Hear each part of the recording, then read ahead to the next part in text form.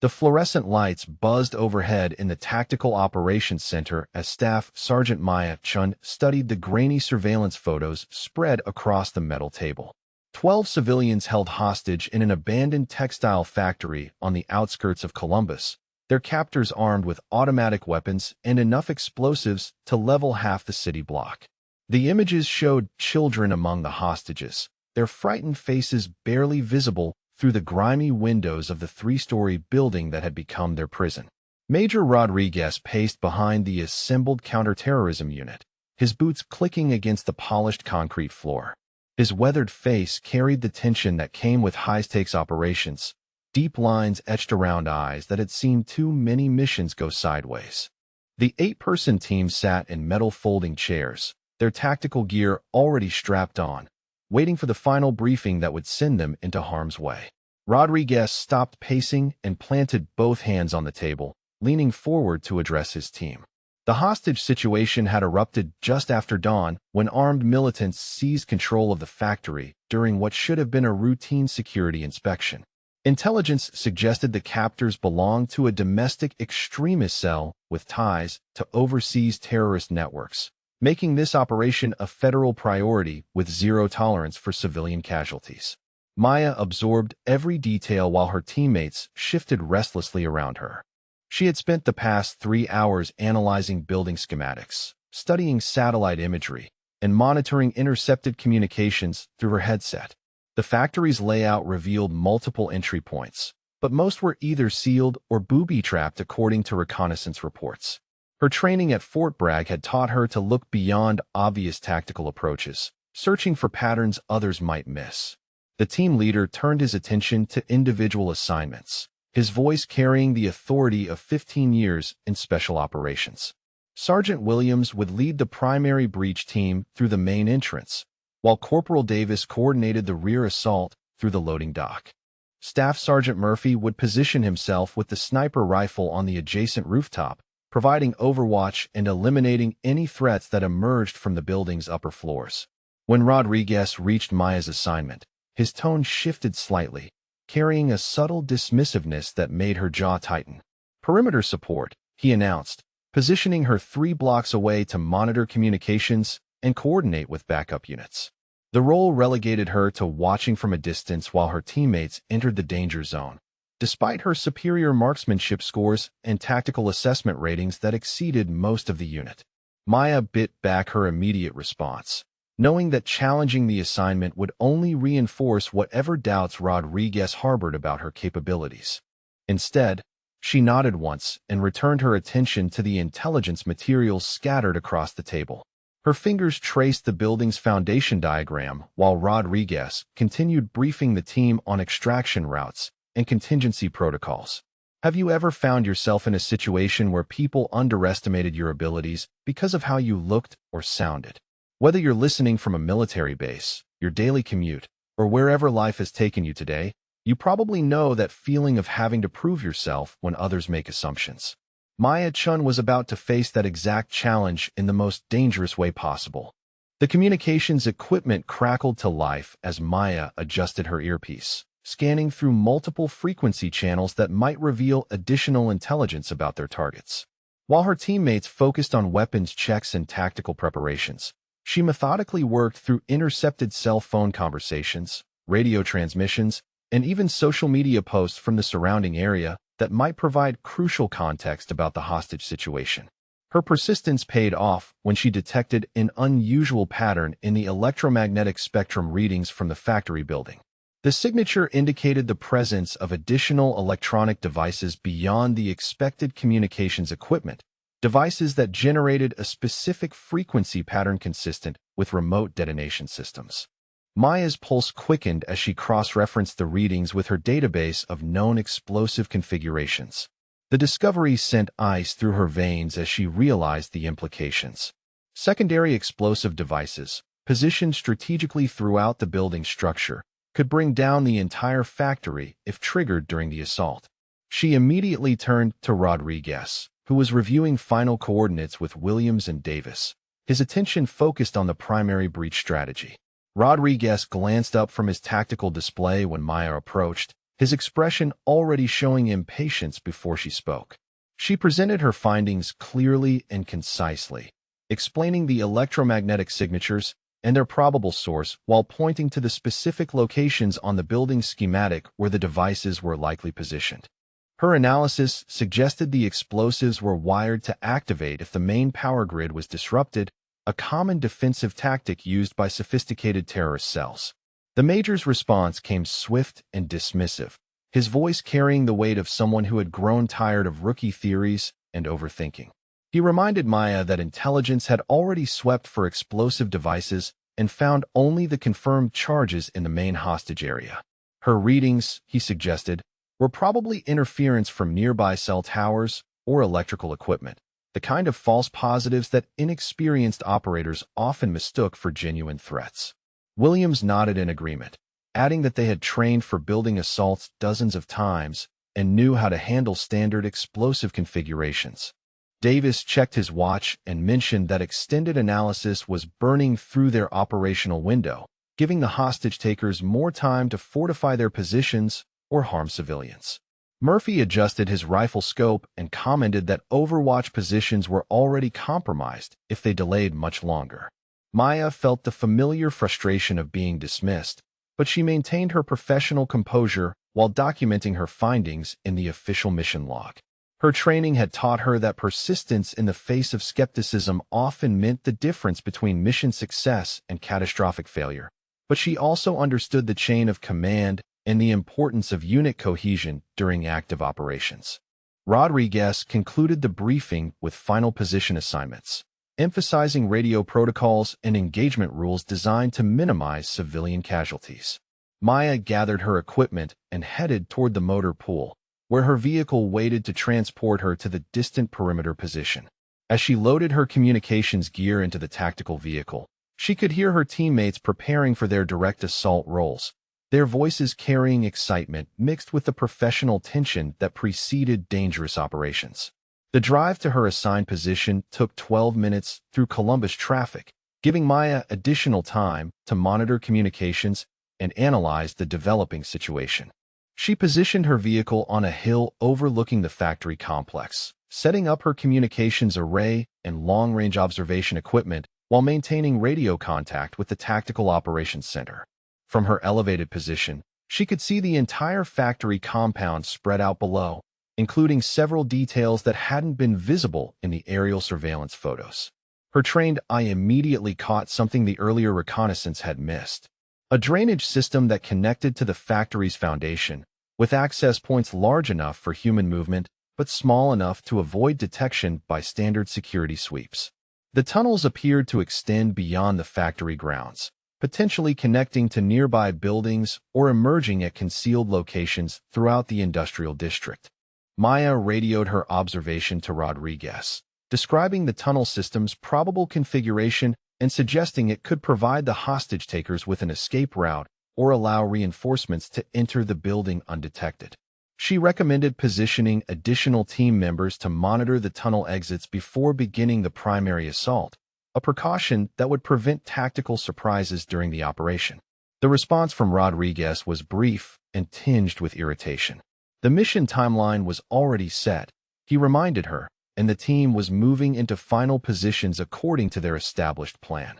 Additional reconnaissance would delay the operation and potentially compromise their tactical advantage, especially since the tunnel system was unconfirmed and might not even be accessible after years of neglect and debris accumulation. Maya watched through her binoculars as her teammates took their assigned positions around the factory perimeter.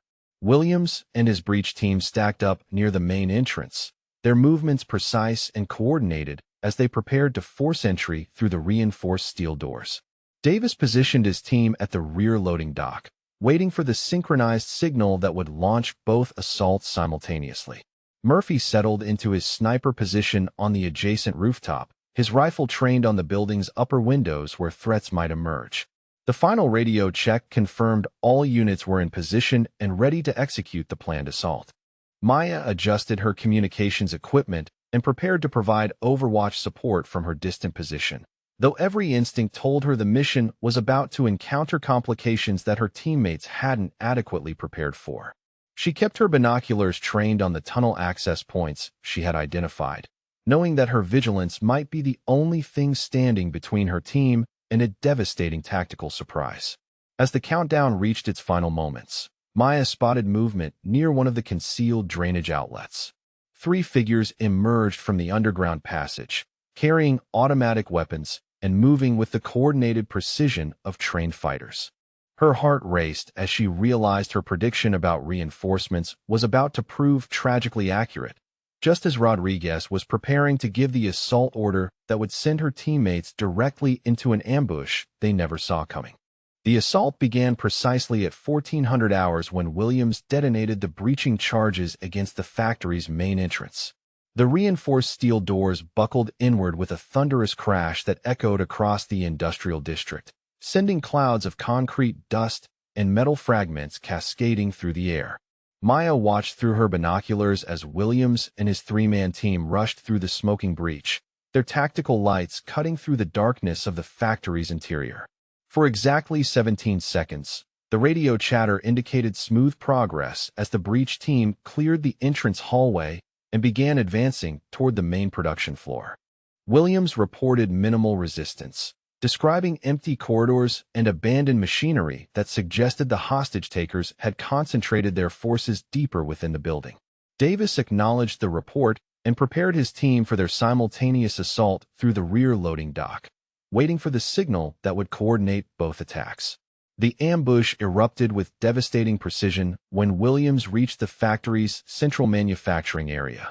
Automatic gunfire burst from concealed positions behind industrial equipment, the muzzle flashes illuminating a kill zone that had been carefully prepared for exactly this type of assault. Maya heard Williams shouting coordinates over the radio while his team scrambled for cover behind overturned conveyor belts, their tactical advantage evaporating under the withering crossfire from multiple directions. The electromagnetic signature Maya had detected earlier proved catastrophically accurate when the first explosion tore through the building's eastern wall.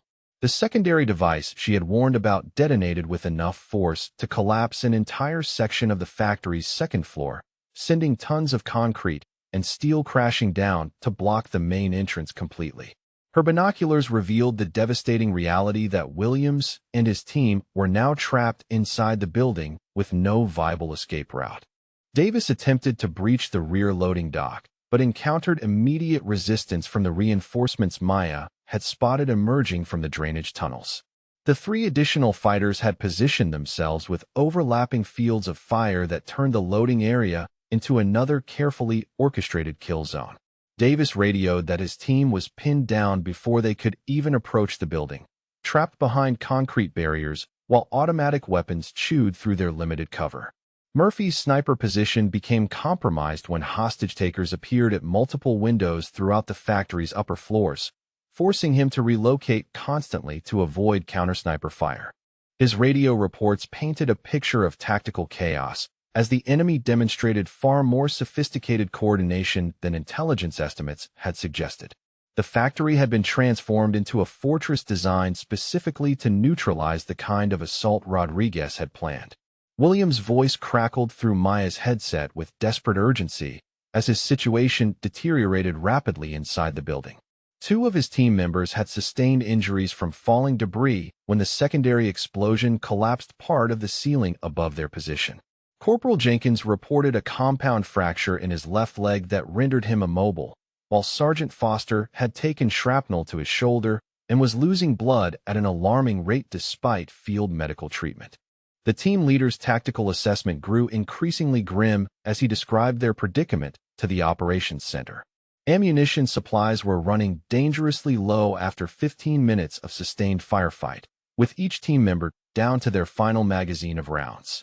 The hostage-takers had demonstrated superior knowledge of the building's layout, using concealed passages and elevated positions to maintain constant pressure while conserving their own ammunition for maximum effect.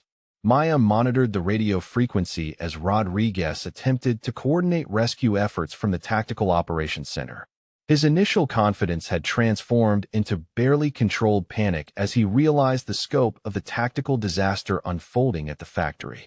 The mission had collapsed completely, with his assault teams either trapped inside the building or pinned down outside, while civilian hostages faced increasing danger from desperate captors. Command's response to Rodriguez's urgent requests for backup carried devastating news about Columbus traffic patterns and resource availability. A major accident on Interstate 270 had created gridlock throughout the metropolitan area, making rapid deployment of additional tactical units impossible within the critical time frame. The nearest available backup team was stationed 45 minutes away under normal traffic conditions, but current delays would extend their arrival time to well over an hour. The civilian hostages faced immediate danger as Maya heard explosions echoing from inside the factory, followed by screaming that carried clearly across the industrial district. Williams reported that the hostage-takers had moved their captives to the building's upper floors, apparently using them as human shields while preparing for a final confrontation with authorities. The tactical situation had devolved into a nightmare scenario where any aggressive action could result in massive civilian casualties. Davis radioed that his team's ammunition was nearly exhausted, while the reinforcements from the drainage tunnels maintained steady pressure on their defensive position. One of his men had been wounded by ricocheting debris, and their tactical options were rapidly diminishing as the enemy fighters demonstrated professional military training that exceeded all intelligence estimates. The loading dock assault had failed completely, leaving another team trapped and unable to assist Williams inside the building. Murphy reported movement throughout the factory's upper floors as hostage-takers repositioned frequently to avoid his sniper fire. He counted at least 8 enemy fighters, significantly more than the initial intelligence estimate of 4 to 6 captors. The enemy's tactical coordination suggested military or special operations training, making them far more dangerous than the domestic extremist cell that authorities had expected to encounter. Maya's training at Fort Bragg had prepared her for exactly this type of tactical breakdown, where conventional assault methods failed against well-prepared defensive positions. She studied the drainage system access points through her binoculars, calculating approach routes and infiltration possibilities that her trapped teammates couldn't see from their compromised positions. The underground passages offered the only viable means of reaching the building undetected while enemy forces focused on repelling the failed assault. Rodriguez's voice carried desperation as he radioed Maya with new orders that reflected the mission's complete collapse. Her original perimeter support role had become irrelevant now that both assault teams were trapped and backup units remained hours away from arrival. The Tactical Operations Center needed immediate reconnaissance on alternative approach routes, escape options, and any intelligence that might help extract the trapped teams before the situation deteriorated further. The weight of command decisions fell on Maya's shoulders as she realized that her teammates' survival depended entirely on actions she took within the next few minutes. Williams and his wounded team members were trapped inside a collapsing building with dwindling ammunition, while Davis faced overwhelming firepower from an elevated position. Murphy's sniper overwatch provided minimal support against multiple targets using human shields and concealed positions throughout the factory complex. Maya made her decision with the cold calculation that special operations training had drilled into her consciousness. The conventional assault had failed because it relied on outdated intelligence and underestimated enemy capabilities, exactly as her electromagnetic readings and tunnel observations had predicted. Her teammates needed extraction, the hostages required rescue, and she possessed the only tactical knowledge that might accomplish both objectives simultaneously. She secured her communications equipment and gathered essential gear while maintaining radio contact with the operations center. Her infiltration through the drainage system would take her directly underneath the factory's foundation, bypassing all exterior defensive positions while providing access to the building's lower levels. The approach required abandoning her overwatch position and operating completely alone, but conventional backup options had proven worthless against an enemy that had prepared specifically for standard tactical responses. Rodriguez questioned her decision when she radioed her intentions, reminding her that solo infiltration violated established protocols for hostage rescue operations.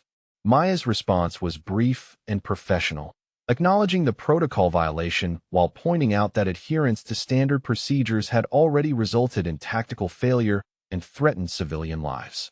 Her teammates needed immediate assistance that only she could provide within the critical time frame. The drainage tunnel entrance was located 200 meters from her vehicle position, concealed behind industrial debris that had accumulated over years of factory operations.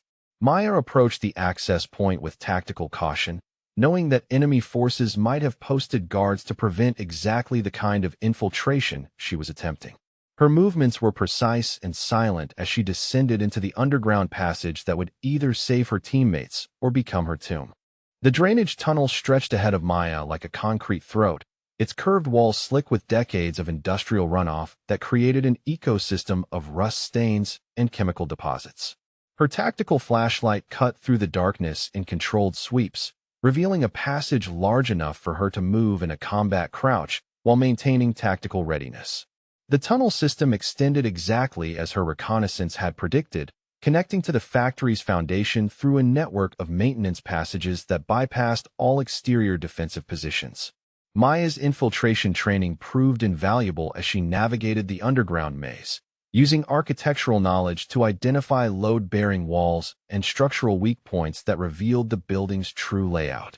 Her boots moved silently across the concrete floor, each step calculated to avoid creating echoes that might alert enemy forces positioned above. The tunnel's acoustic properties carried sounds from the factory above, including muffled gunfire and shouted commands that confirmed the ongoing firefight between her trapped teammates and their captors. The first guard appeared when Maya reached the tunnel junction that connected directly to the factory's basement level. He was positioned at a concealed observation post, monitoring the drainage access with night vision equipment while maintaining radio contact with his colleagues upstairs. Maya recognized the professional placement immediately, confirming her assessment that these militants possessed military-grade training far beyond typical domestic extremist capabilities. Her approach utilized advanced stealth techniques learned during special operations training, moving through shadows and using the guard's equipment angles to identify his blind spots. The neutralization happened in complete silence when Maya struck from behind, applying a blood choke that rendered him unconscious within 4 seconds, while simultaneously preventing any radio transmission that might alert other defenders. She secured his weapons and communications gear before proceeding deeper into the building's foundation level. The second guard encounter occurred near the mechanical room where Maya discovered the building's electrical systems and environmental controls. This militant was actively monitoring security cameras that provided coverage of the exterior approaches, giving his team tactical intelligence about potential rescue attempts from additional law enforcement units. Maya's elimination technique was equally precise, using a nerve strike combination that disabled him instantly while ensuring his body wouldn't be discovered until her mission was complete.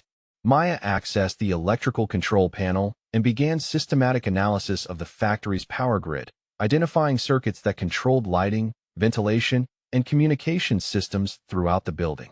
Her technical training enabled her to create selective power failures that would confuse enemy forces while maintaining emergency lighting in areas where hostages were likely being held. The electrical manipulation would provide tactical advantages without endangering civilian lives through complete darkness or ventilation loss. The third guard presented a more complex challenge when Maya reached the basement stairwell that provided access to the factory's main levels. He was positioned with overlapping coverage of both the stairway and a secondary access tunnel, while maintaining constant radio check-ins every 3 minutes with his commanders upstairs. Maya timed her approach to coincide with the interval between radio calls, eliminating him through a combination nerve strike and pressure point technique that ensured complete silence. Her ascent to the factory's ground level revealed a building layout far more complex than intelligence reports had suggested. The militants had restructured the interior space using industrial equipment and temporary barriers to create defensive positions, escape routes, and holding areas that maximized their tactical advantages. Maya observed children among the hostages, their presence confirming the human shield strategy that made any conventional assault impossibly dangerous for civilian safety. The electrical system hack Maya implemented from the basement control panel began producing results as lights flickered throughout the building in seemingly random patterns. Emergency lighting activated in specific sections while main illumination failed in others, creating confusion among the enemy forces who couldn't determine whether the power fluctuations resulted from battle damage or deliberate sabotage. Maya monitored their radio communications through captured equipment, learning their positions and movement patterns as they reacted to the electrical disruptions. Dr. Sarah Martinez became Maya's unexpected intelligence asset when their paths crossed near the hostage-holding area on the second floor. The civilian physician had been treating injuries among the other captives when Maya approached her position during a carefully timed power outage that concealed her movement. Dr. Martinez demonstrated remarkable composure under pressure, immediately understanding that Maya represented rescue operations despite her solo status. The intelligence Dr. Martinez provided proved invaluable for tactical planning as she described militant positions, weapon placements, and the internal structure they had created within the factory space. She reported 8 active enemy fighters, confirming Murphy's count from his compromised sniper position, while identifying their leader as a man calling himself Khalil, who demonstrated advanced tactical knowledge and military bearing. Dr. Martinez had observed their communications equipment and noted they possessed encrypted radios, night vision devices, and what appeared to be military-grade explosive devices. Maya's systematic elimination of threats began with the militants who posed the greatest danger to both hostages and her trapped teammates below. She used the building's restructured layout to her advantage, moving through ventilation shafts and maintenance passages that the enemy hadn't secured adequately. Her first targets were the fighters positioned to prevent Williams and his team from escaping their trapped position, eliminating them through precise strikes that left their weapons available for potential recovery by friendly forces. The hostage protection strategy required delicate coordination as Maya worked to isolate civilian captives from their guards without triggering defensive reactions that might result in executions. She used the electrical disruptions to create moments of confusion when guards were temporarily blinded or disoriented, striking during those brief windows when their attention was diverted from the civilians they were supposed to control. Each elimination had to be perfectly timed and completely silent to prevent alerting other militants throughout the building. Maya established communication with Williams through hand signals when she reached a position overlooking his trapped team's location on the ground floor. The team leader's expression shifted from desperate hope to professional assessment as he realized their extraction was being attempted by a single operator working alone. Maya indicated her plan through tactical sign language, describing the route she had cleared and the timeline for coordinated movement that would get his wounded team members to safety. The wounded team members presented additional challenges as Maya coordinated their evacuation through the routes she had secured. Jenkins, with his compound leg fracture, required assisted movement that would slow their escape, while Foster's shoulder wound had resulted in significant blood loss that affected his combat effectiveness. Maya provided emergency medical supplies from her tactical kit, while planning movement sequences that would protect the injured team members during their extraction through hostile territory.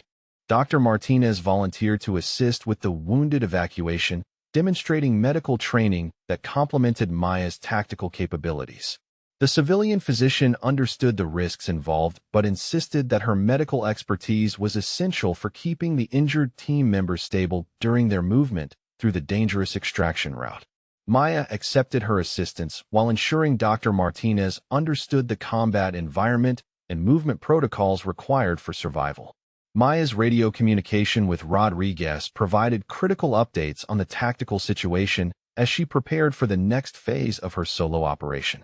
The operations center needed intelligence on remaining enemy positions, hostage locations, and the most effective approach for coordinating with backup units when they finally arrived. Maya transmitted detailed information about the building's modified layout, militant capabilities, and the strategic advantages she had created through electrical system manipulation and selective target elimination. The factory's upper floors housed the remaining militants and civilian hostages in a defensive configuration designed to maximize the cost of any rescue attempt. Maya studied their positions through careful reconnaissance, identifying the best approach routes while planning contingencies for multiple combat scenarios. The enemy leader Khalil had positioned himself with clear oversight of all hostage-holding areas, making any direct assault extremely dangerous for civilian safety. Maya's next phase would require direct confrontation with the most dangerous elements of the militant force, including their leader, who possessed tactical skills that matched her own special operations training. The children among the hostages created additional constraints on her tactical options, requiring precision strikes and careful positioning that would protect innocent lives while neutralizing threats.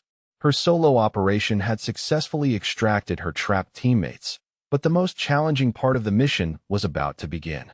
Maya reached Williams and his trapped team through the maintenance passage she had cleared during her systematic elimination of perimeter guards. The team leader's position behind overturned machinery provided minimal cover from the crossfire that had pinned them down for nearly 40 minutes. Jenkins lay propped against a concrete support beam, his compound leg fracture immobilized with field dressings while Foster clutched his wounded shoulder, blood seeping through tactical bandages despite Dr. Martinez's earlier treatment. Williams looked up in shock when Maya appeared beside their defensive position, his face reflecting disbelief mixed with desperate relief. "How did you get here?" he asked, his voice barely audible above the sporadic gunfire echoing through the factory space. "We thought you were still on Overwatch 3 blocks away."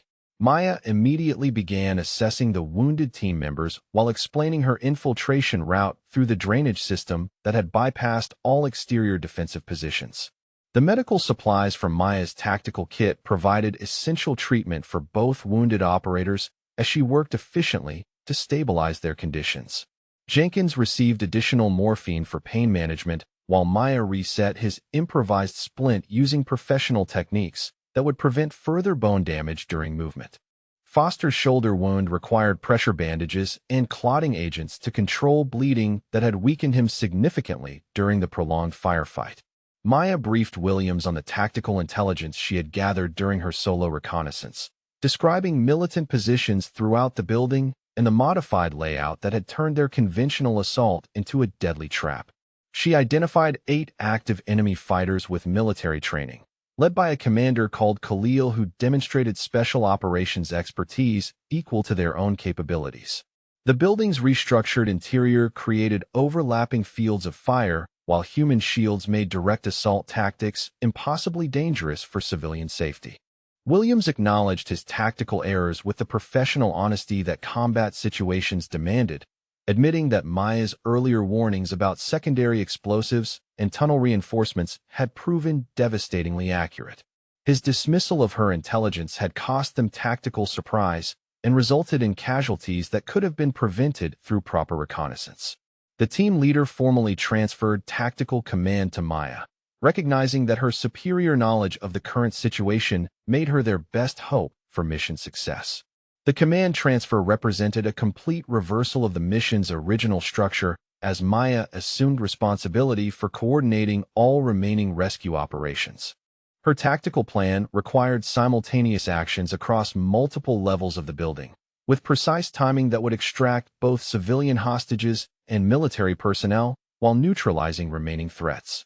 Williams and his mobile team members would provide covering fire during the final phase, while Dr. Martinez assisted with wounded evacuation through the secured drainage route. Maya's ascent to the factory's second floor brought her into direct proximity with the main hostage-holding area, where Khalil had positioned himself with clear oversight of 12 civilian captives. The militant leader had arranged his defensive position to maximize the cost of any rescue attempt, using children as human shields while maintaining escape routes that would allow him to execute hostages if cornered. His tactical setup demonstrated the advanced military training that had made this operation far more complex than intelligence estimates suggested. The confrontation began when Maya entered the hostage area through a ventilation shaft that opened behind Khalil's position, giving her temporary advantage before he detected her presence. The militant leader spun around with automatic weapon ready, but paused when he recognized the professional approach and tactical gear that marked Maya as special operations rather than conventional law enforcement. His expression shifted from surprise to tactical assessment as he evaluated this unexpected opponent who had penetrated his carefully prepared defensive position. Khalil spoke with the cultured accent of someone educated in military academies, acknowledging Maya's infiltration skills while positioning himself to maintain control over the civilian hostages. "You move like someone trained at Fort Bragg," he observed, keeping his weapon positioned to threaten both Maya and the captives simultaneously. "Your tactical approach suggests special operations background, possibly Delta Force or Rangers." Maya confirmed his assessment while studying his positioning and identifying vulnerabilities in his defensive arrangement. The negotiation phase required delicate psychological maneuvering as Maya worked to separate the civilian hostages from their captor without triggering defensive reactions that might result in executions. She focused initially on the children among the captives, appealing to Khalil's apparent military code of honor while gradually repositioning to limit his tactical options. The militant leader demonstrated professional respect for her capabilities while maintaining his commitment to the political objectives that had motivated this hostage operation. Maya offered strategic withdrawal options that would allow Khalil to escape with his core team while releasing the civilian captives who served no tactical purpose in his larger mission. Her approach recognized his military professionalism while providing face-saving alternatives to a final confrontation that would likely result in significant casualties among both militants and hostages. The negotiation bought precious time for positioning backup elements while reducing the immediate threat to civilian lives. Khalil's response revealed the ideological commitment that made peaceful resolution impossible, as he explained that the hostages represented leverage against government policies he opposed through violent resistance. The children were specifically chosen to maximize psychological impact on authorities, while the factory location provided defensive advantages for a prolonged standoff. Maya realized that tactical resolution would be necessary since political negotiation had reached an impasse that threatened continued civilian danger. The positioning phase began when Maya used subtle hand signals to communicate with Williams and his team members who had reached supportive positions throughout the factory's lower levels. Her tactical plan required coordinated strikes that would neutralize remaining militants while protecting civilian hostages through precisely timed diversions. Dr. Martinez had been positioned near the hostage evacuation route, ready to provide medical assistance if civilians were injured during the rescue operation. Maya initiated the final assault sequence through electrical system manipulation that plunged specific sections of the building into darkness while maintaining emergency lighting in civilian holding areas. The selective power failure confused militant defenders while providing Maya with tactical advantages through night vision equipment that gave her superior visibility. Khalil recognized the professional setup immediately, understanding that his defensive position was being systematically compromised by an opponent with equivalent training. The firefight erupted when Maya moved to neutralize the guards positioned between civilians and potential escape routes, using precision strikes that eliminated threats without endangering hostages. Khalil responded with tactical repositioning that demonstrated his special operations background, but his defensive options were limited by Maya's superior knowledge of the building layout and the supporting positions her team had established. The battle became a contest between equally skilled opponents with Maya holding positional advantages. Williams and his mobile team members provided covering fire that suppressed militant positions throughout the factory's main level, allowing Maya to advance systematically toward the hostage area while maintaining tactical pressure on enemy forces.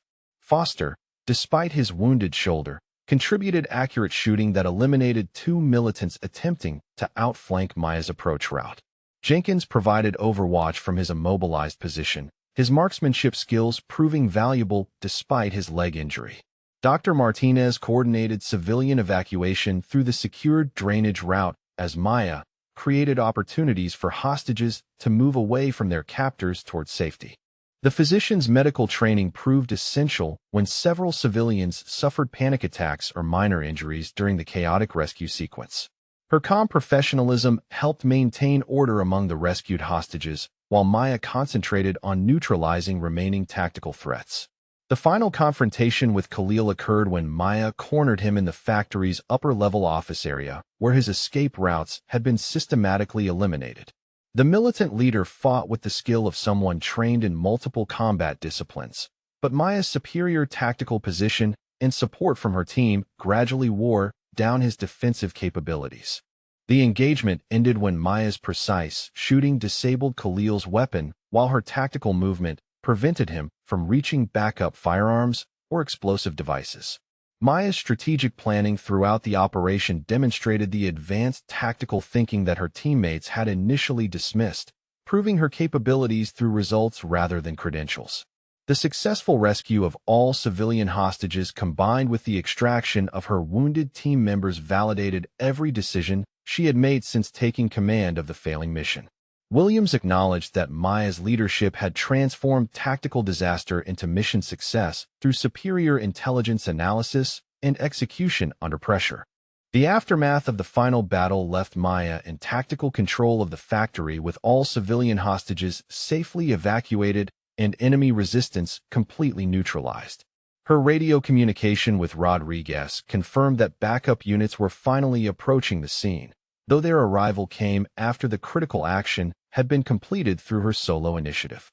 The Operations Center received detailed briefings on Maya's tactical innovations and the intelligence failures that had nearly resulted in catastrophic mission failure. The factory courtyard filled with emergency vehicles as paramedics rushed toward the secured building where Maya had successfully extracted all 12 civilian hostages without a single casualty.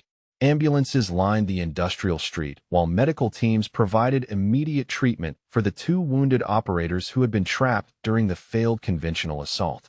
Jenkins was loaded onto a stretcher for transport to Columbus Regional Medical Center where orthopedic surgeons would repair his compound leg fracture, while Foster received 4 fluids to replace blood lost during his prolonged shoulder wound. Williams stood beside the tactical command vehicle as incident commanders conducted preliminary debriefings with rescued hostages and surviving team members. His expression carried the weight of professional responsibility as he reviewed the mission timeline that had transformed from tactical disaster into unprecedented success through Maya's intervention. The team leader watched Maya coordinate with arriving backup units, her confident communication with senior officers reflecting capabilities he had completely underestimated during their initial briefing. Dr. Martinez emerged from the ambulance where she had been providing medical consultation for the rescued children, her professional demeanor intact despite the trauma of 6 hours in militant captivity. She approached Williams directly, her purpose clearly focused on ensuring that Maya's exceptional performance received appropriate recognition from military leadership.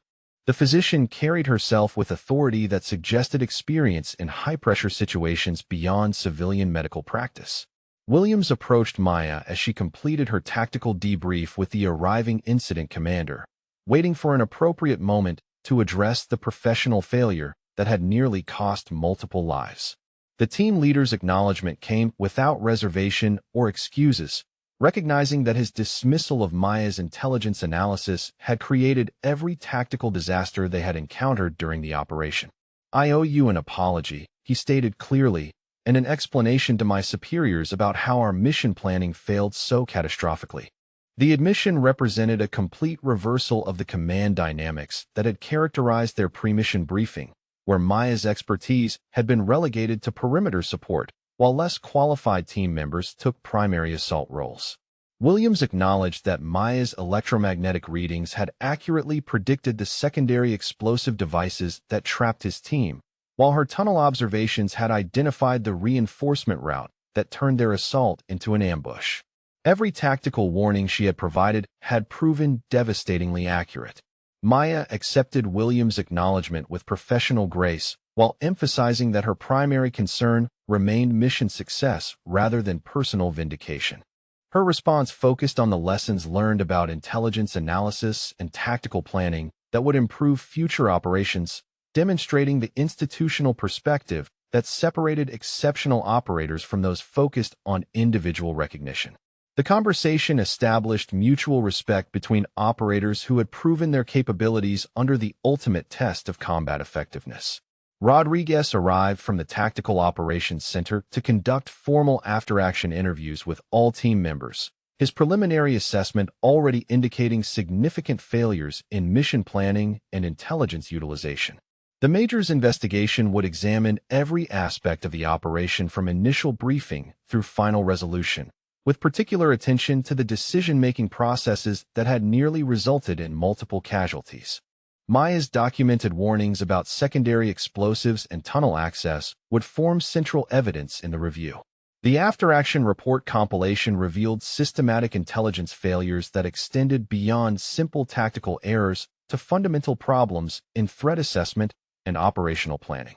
Rodriguez discovered that Maya's electromagnetic readings had been logged in the official mission record, along with her tunnel observations and tactical recommendations that had been dismissed without adequate analysis. The documented evidence proved that conventional wisdom had overruled superior intelligence analysis with nearly catastrophic results. Command investigation procedures required detailed examination of personnel records and qualification assessments that might explain the tactical performance disparities observed during the mission. Rodriguez requested Maya's complete service jacket from the Pentagon personnel database, expecting to find standard special operations credentials that would explain her superior tactical capabilities. The results of his inquiry would fundamentally alter his understanding of Maya's background and qualifications for combat operations.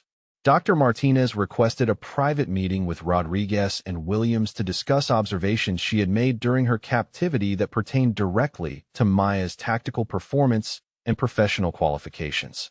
The physician's manner suggested information beyond civilian witness testimony, carrying herself with the bearing of someone familiar with military protocols and operational security requirements. Her request for confidential briefing space indicated sensitive material that required appropriate classification handling. The revelation that Dr. Martinez was actually Dr. Sarah Martinez, senior intelligence analyst for the Pentagon's Defense Intelligence Agency, transformed her witness testimony from civilian observation to professional military assessment. Her presence at the factory had been purely coincidental, visiting Columbus for family reasons when the hostage situation developed, but her intelligence background enabled expert evaluation of the tactical capabilities demonstrated during the rescue operation. Dr. Martinez possessed security clearances that allowed her to access classified personnel records and provide authoritative assessment of Maya's performance. Dr. Martinez described Maya's tactical approach in terms that reflected deep understanding of special operations methodologies and advanced combat techniques. She had observed Maya's infiltration, threat neutralization, and hostage rescue coordination from multiple perspectives during her captivity, providing detailed assessment of capabilities that exceeded typical special operations standards. Maya's performance had demonstrated mastery of skills associated with the military's most elite units, suggesting background that warranted formal recognition and career advancement.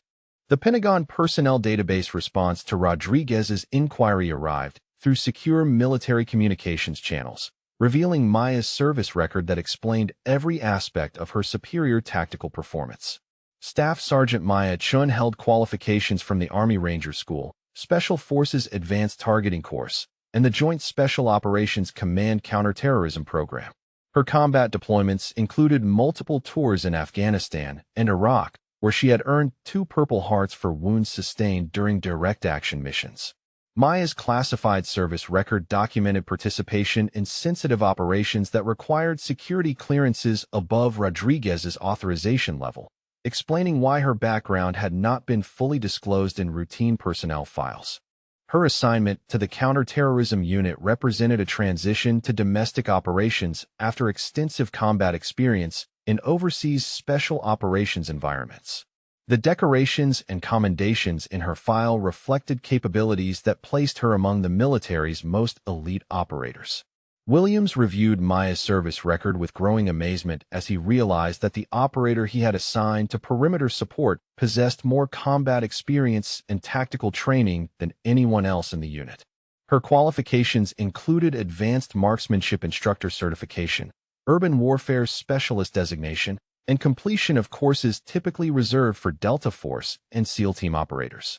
The conventional unit had unknowingly been assigned one of the military's premier special operations professionals.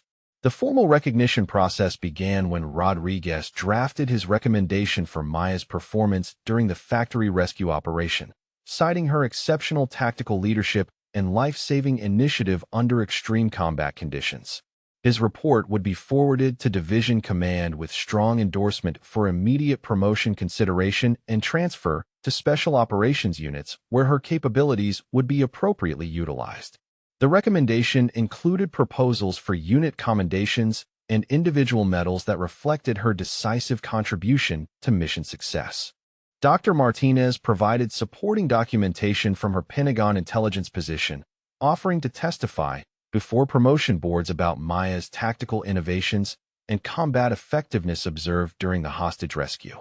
Her professional assessment carried significant weight within military personnel systems, particularly regarding special operations qualifications and advanced tactical capabilities. The intelligence analyst's endorsement would accelerate Maya's recognition through channels that understood elite operator performance standards. Williams formally submitted his after-action report with detailed analysis of tactical failures during conventional assault phases and extraordinary success achieved through Maya's solo intervention. His document recommended comprehensive review of unit procedures for intelligence analysis and tactical planning, citing Maya's dismissed warnings as evidence of systematic problems in threat assessment methodology. The team leader's honest assessment of his own errors strengthened his credibility when endorsing Maya's exceptional performance. Maya's response to recognition discussions emphasized her commitment to mission success rather than personal advancement, though she acknowledged that appropriate utilization of operator capabilities would improve unit effectiveness for future operations. Her professional perspective focused on institutional lessons about intelligence analysis and tactical planning that would prevent similar failures in subsequent missions. The conversation revealed Maya's understanding that exceptional performance created responsibilities for sharing knowledge and improving overall military effectiveness. The broader implications of Maya's tactical success extended beyond individual recognition to fundamental questions about threat assessment and operational planning within military special operations units. Her performance demonstrated that conventional tactical approaches were inadequate against adversaries with advanced military training, requiring more sophisticated intelligence analysis and flexible operational planning. The factory rescue would become a case study in tactical innovation and adaptive leadership under combat conditions. Rodriguez concluded his investigation with recommendations for policy changes that would ensure proper utilization of operator expertise during mission planning phases, preventing future situations where superior tactical knowledge was dismissed due to rank or assignment status. Maya's vindication represented broader validation of intelligence-driven tactical approaches over conventional wisdom that had proven inadequate against sophisticated threats. The lessons learned would influence special operations doctrine for years to come. Colonel Harrison's office overlooked the parade ground where new recruits conducted their morning formations, the early sunlight streaming through tall windows that had witnessed decades of military ceremonies and career-defining conversations. Maya stood at attention before the unit commander's desk, her dress uniform displaying the ribbons and badges that represented 15 years of distinguished service across multiple theaters of operation. The formal meeting had been scheduled to address her exceptional performance during the factory rescue mission and discuss future assignment opportunities. The colonel's commendation was both personal and institutional as he acknowledged that Maya's tactical innovation had prevented what could have been the worst special operations disaster in the unit's history. Her solo rescue operation had saved 12 civilian lives along with 4 military personnel, while neutralizing a sophisticated terrorist cell that possessed capabilities far beyond initial intelligence estimates. Harrison's review of the after-action reports revealed systematic tactical brilliance that had transformed certain failure into unprecedented success through superior planning and execution.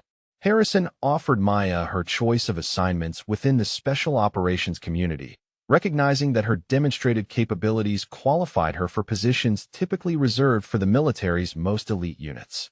Delta Force recruitment opportunities were available immediately, along with instructor positions at the Army Ranger School, where her tactical innovations could be incorporated into advanced combat training curricula.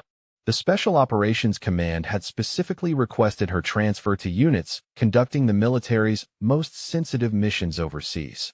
Maya's response reflected careful consideration of how her capabilities could best serve institutional needs rather than personal advancement, demonstrating the perspective that separated exceptional operators from those motivated primarily by career progression.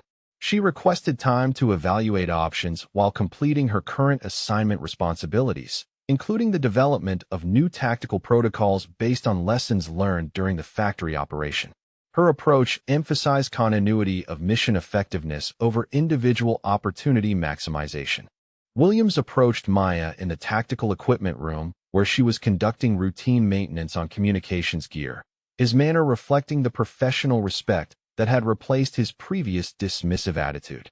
The team leader sought her tactical assessment for an upcoming operation involving suspected weapons smuggling through the port of Charleston, acknowledging that her intelligence analysis capabilities had proven superior to standard threat evaluation methods. Williams requested her participation in mission planning from the initial briefing stage rather than relegating her to support roles. The consultation represented a complete transformation in team dynamics, as Maya's tactical recommendations became central to operational planning rather than dismissed as rookie overthinking.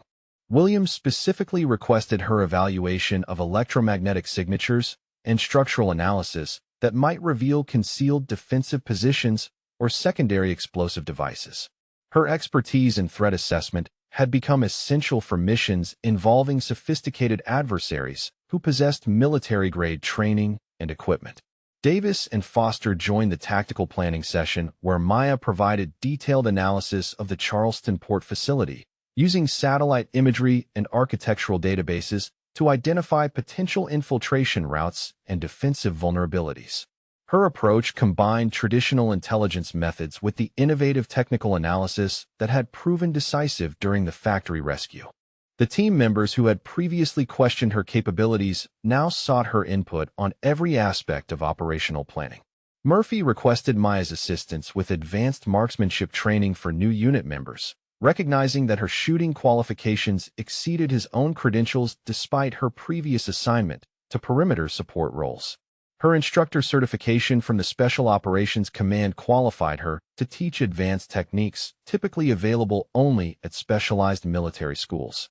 The sniper acknowledged that Maya's tactical knowledge encompassed skills beyond his individual expertise area.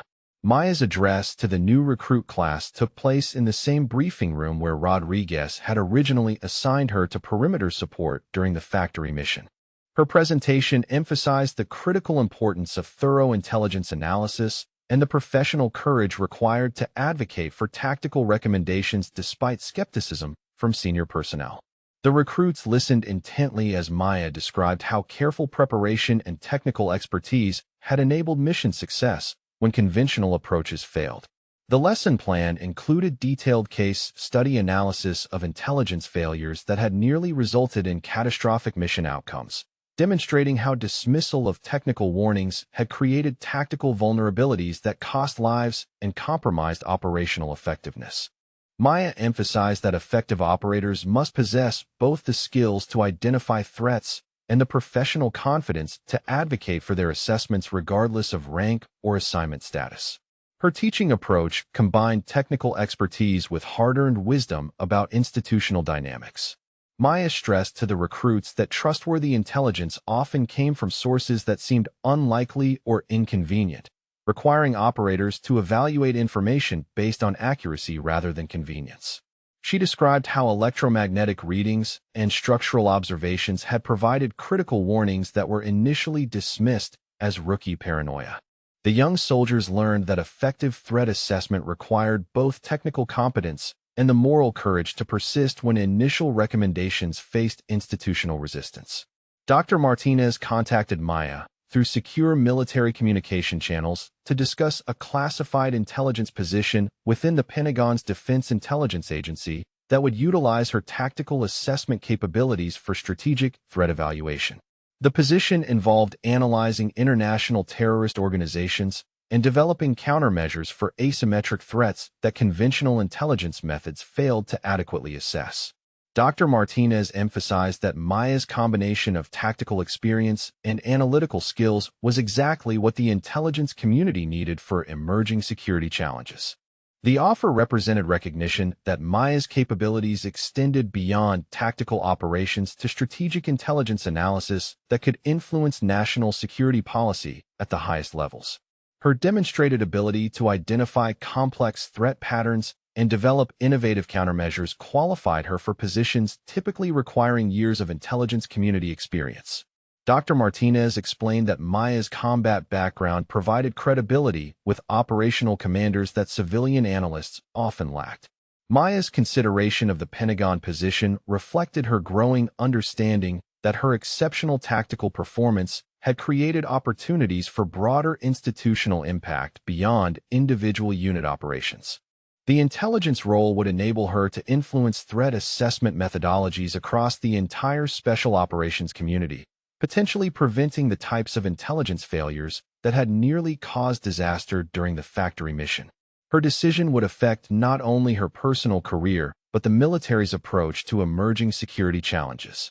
The Medal of Valor ceremony took place on the same parade ground where Maya had watched new recruits conducting formations from Colonel Harrison's office window 3 weeks earlier.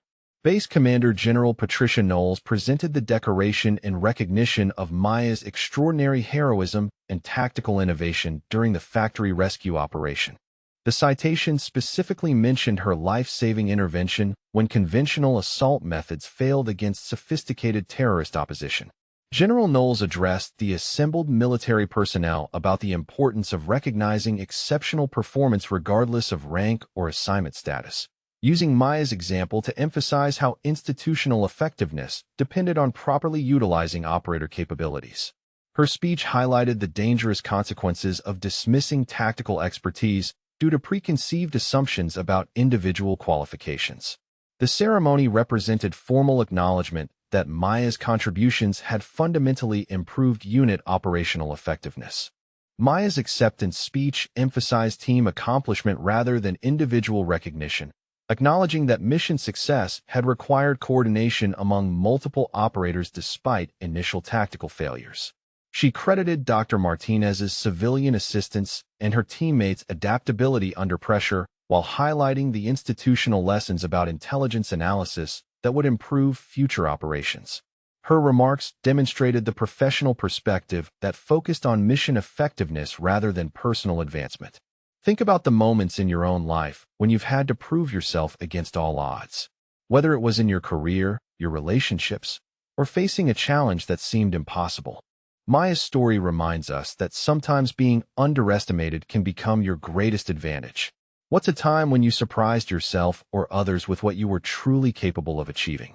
The final mission briefing took place 6 weeks after the factory rescue, with Maya positioned at the head of the tactical planning table where she provided primary threat assessment for a complex counterterrorism operation in Detroit. Williams, Davis, Foster, and Murphy listened carefully as she described electromagnetic signatures, structural vulnerabilities, and potential infiltration routes that would guide their operational approach. The team dynamics had been completely transformed from her original assignment to distant perimeter support. Maya's tactical recommendations became the foundation for operational planning as team members sought her input on weapons selection, approach routes, and contingency protocols.